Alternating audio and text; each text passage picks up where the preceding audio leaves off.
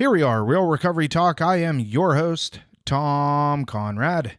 In today's episode, it is just me, and when you are listening to this episode, it will in fact be January 1st, 2023. I am recording this on December 31st, 2022, so I will see y'all next year, and you will get this episode on January 1. First things first, thank you for tuning into the podcast. Thank you for watching on YouTube. It does mean a lot to myself and Ben. We spend a decent amount of time on this, and it's nice to see when people comment, they interact with us, they share, some of their situations with us, and it's good. It keeps the fire going for us, and we have some pretty big plans for 2023, and excited to bring you along that journey. So just kind of to recap a little bit of 2022, and it was a pretty crazy year, and I want to just take a couple minutes and talk about some things that Ben and I have, done over the past year, and some accomplishments that we've had. First thing is we have, and obviously this is a recovery podcast, so I want to make sure that we touch on that. We got a lot of people sober this year. This year, when you're listening to this, so last year, 2022, we had the most growth in terms of the podcast. We've had a lot more listeners come on, and we're getting a lot more interaction via email, via Facebook, via YouTube, with people sharing their stories with us and how we have impacted their lives. And from our perspective, that is what this is all about. We didn't do this for anything other than to help people navigate sobriety, navigate addiction, and navigate sobriety. It can be difficult at times. That's why we started this some 4.5 years ago. So 2022 was a big year for us in terms of growth of the podcast. Now we have a long way to go. There's a lot more things that we want to do. There's a lot more people that we want to reach, and we're working on that. And Ben and I are the only two. We don't have a team of people that support us. We don't have editors. We don't have, any of that stuff. I do the editing. Ben comes on, he records. I do the editing. I do the processing of the audio. I upload it. I put it out. So, if there's any issues with anything, blame me. I'm the one to blame. And with that, there's a lot of work.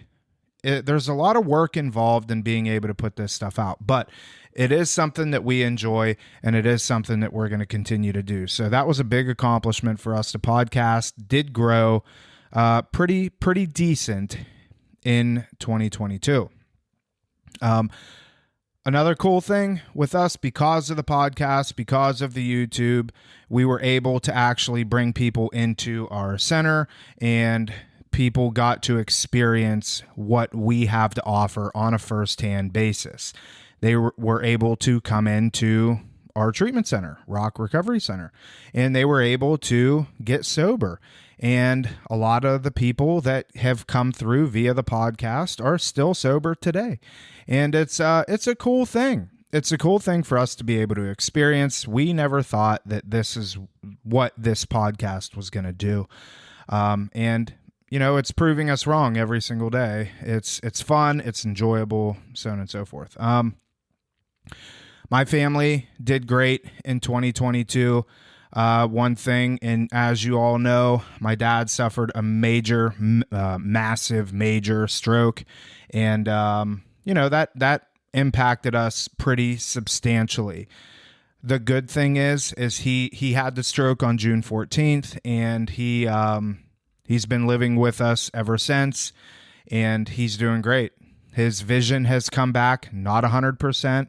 It's probably, I would say, 75% back. He can't see any color, but that's fine. He's able to walk, he's able to talk, he's able to feed himself, go to the bathroom, stuff like that. The biggest impact that we have found has been in his memory. His short-term memory is, I mean, for the most part, shot. But, so as long as we're there to kind of help him navigate things, it's been an amazing experience. Circumstances were not good, but given that this had happened, it really impacted our relationship in a huge way. And really cool to see and to experience. It sounds crazy. The stroke, obviously, that wasn't cool to experience, wasn't cool to see, but everything afterwards, has impacted us greatly. My kids are doing well. Levi is 6. Hattie is going to be 5 on January 31st. And Winnie is 3, I think. Yeah, 3. She's our wild child. She's the one that just kind of goes out and does her thing whenever she wants. And, you got to really keep eyes on her, because if you don't, she's going to be into something. Hattie, my middle daughter, she's the caretaker. She's the one that goes and makes sure that Papa has water and that Papa doesn't need anything, and that if he needs food or whatever. And then Levi, he's the man of the house. He's the one, he's outside all day, digging in dirt, chasing things and playing with bugs and, climbing and everything that a boy should do at 6 years old. And he's going to be 7 on February 19th. So that's going to be pretty exciting. My wife, she's been a rock star in 2022. She gained some employment. She's working in the real estate field as an assistant to a good friend of ours. And she's really doing well there. She loves it. She's able to work from home. And, she's just been an amazing person, human being in 2022. My 3 dogs, they're a pain in the butt, but whatever. They're there. I'm dealing with it. So, but I'm not going to. Well, I have little Miss Maple. She's our Shih Tzu. She's 9 or 8, and she's just great. She's my little princess.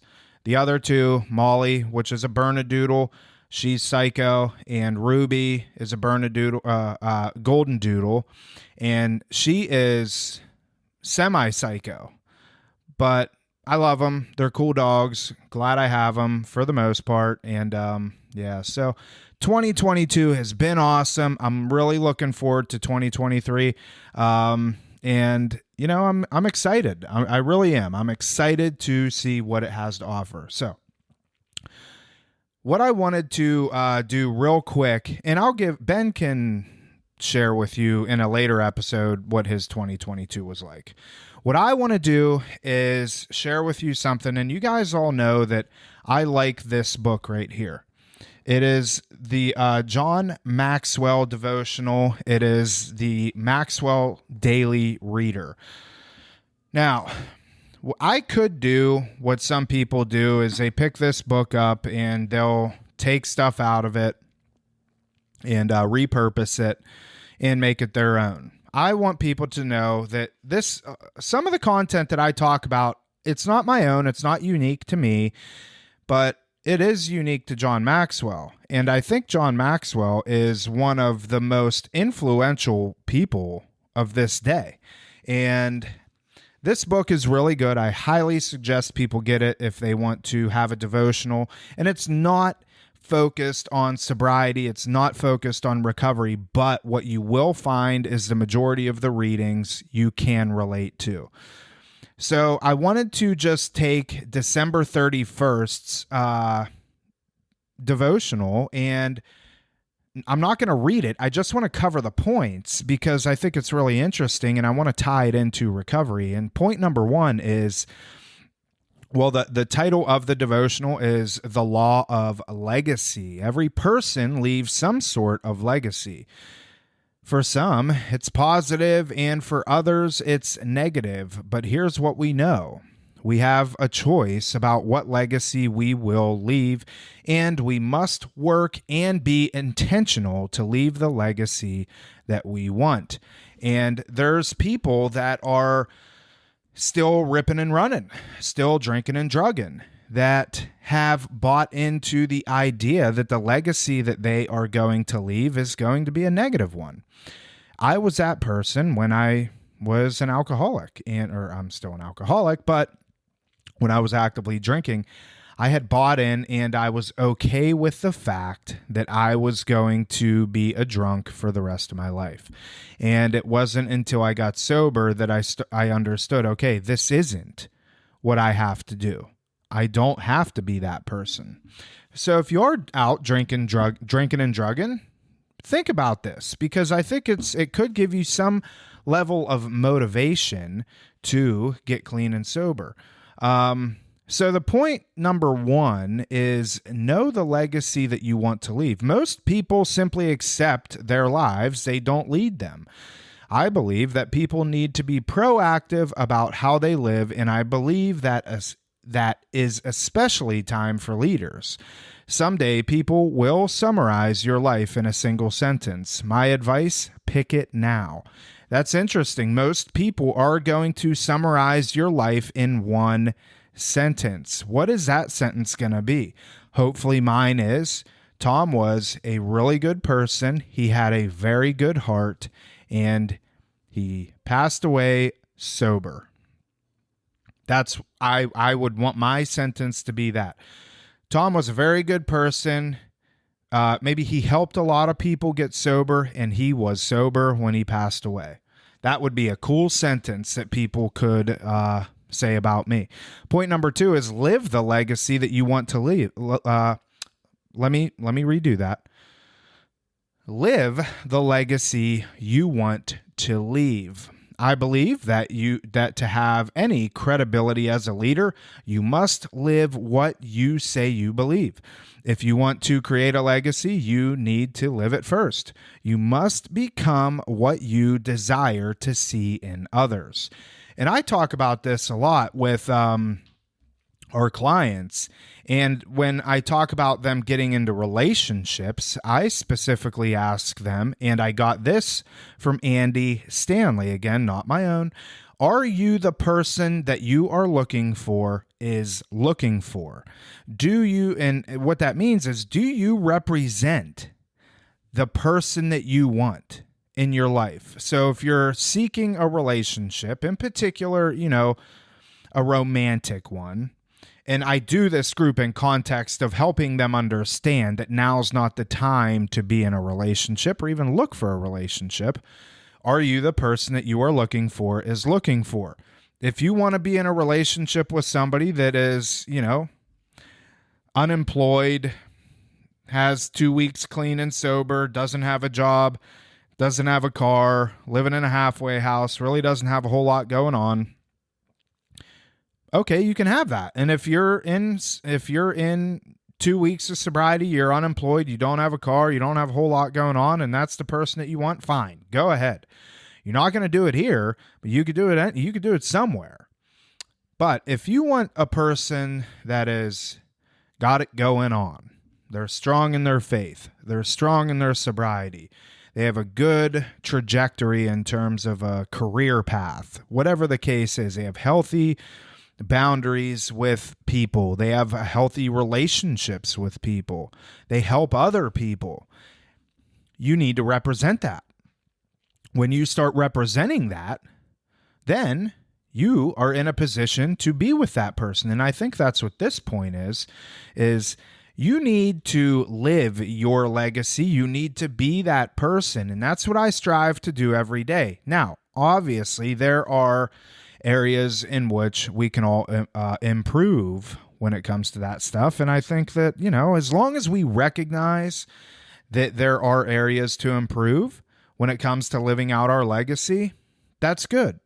If we can recognize, okay, this is an area that I can improve upon, you're on the right trajectory. So what does living out your legacy look like for you? For me, it is exactly what I'm doing.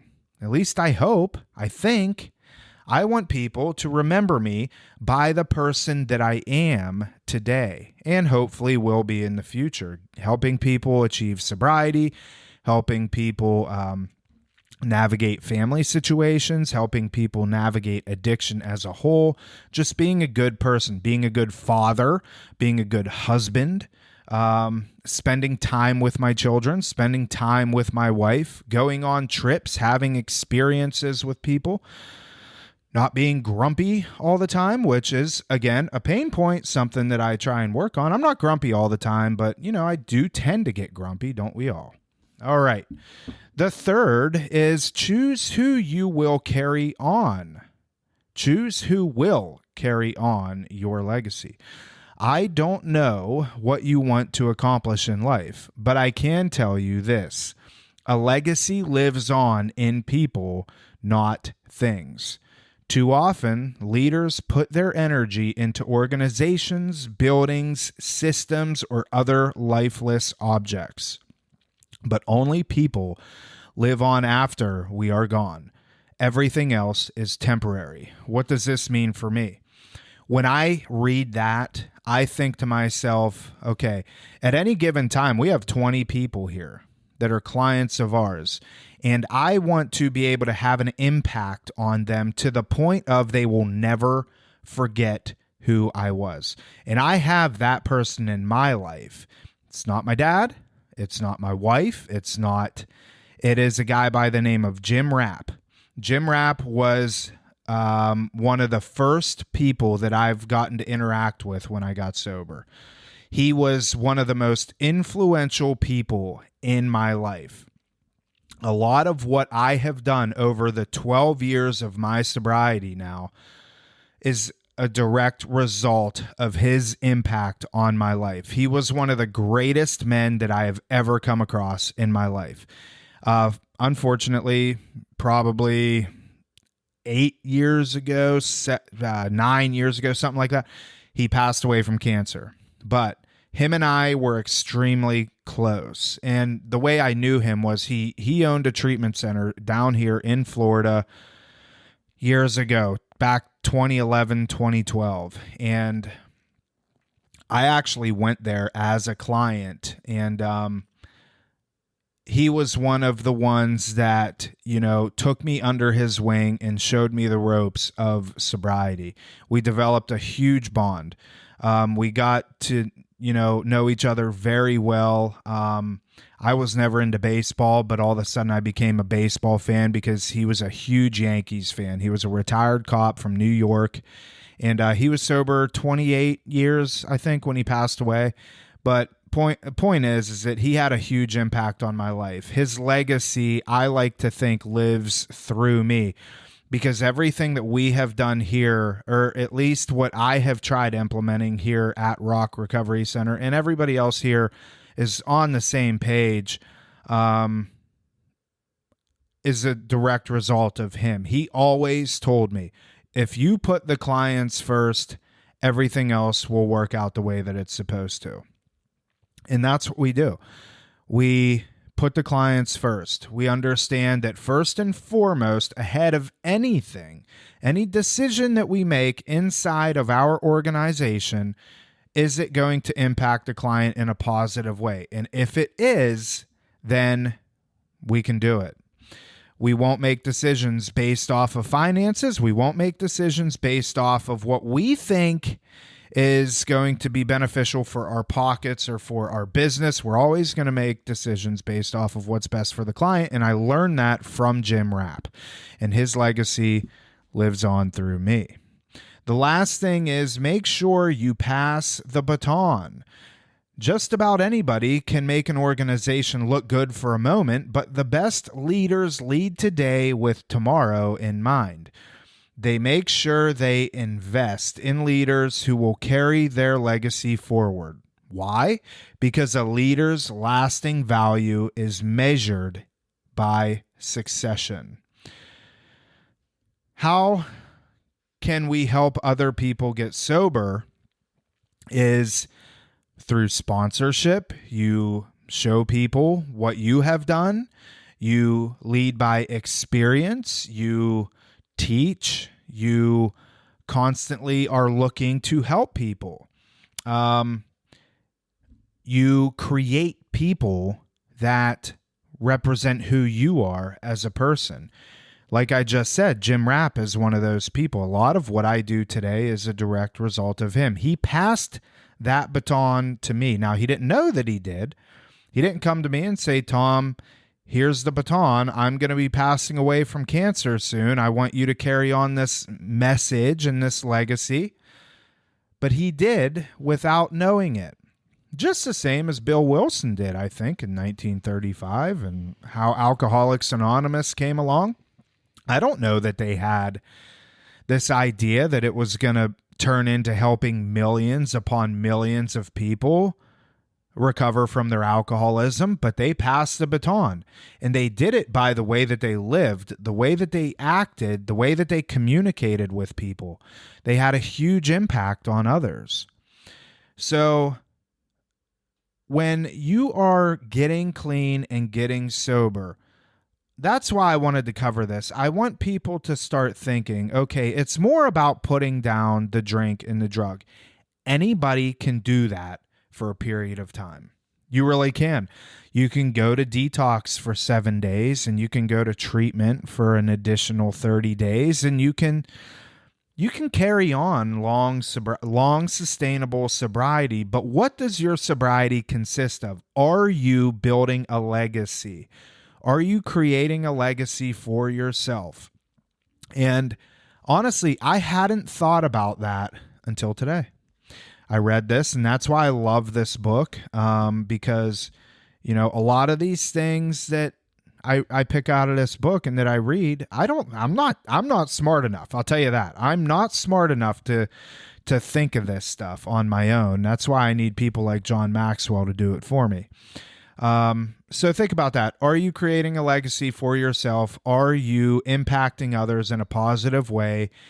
And are you helping people turn their mess into their message? I hope you enjoyed this episode. And by the way, I got new glasses, and these things are fire. I said fire.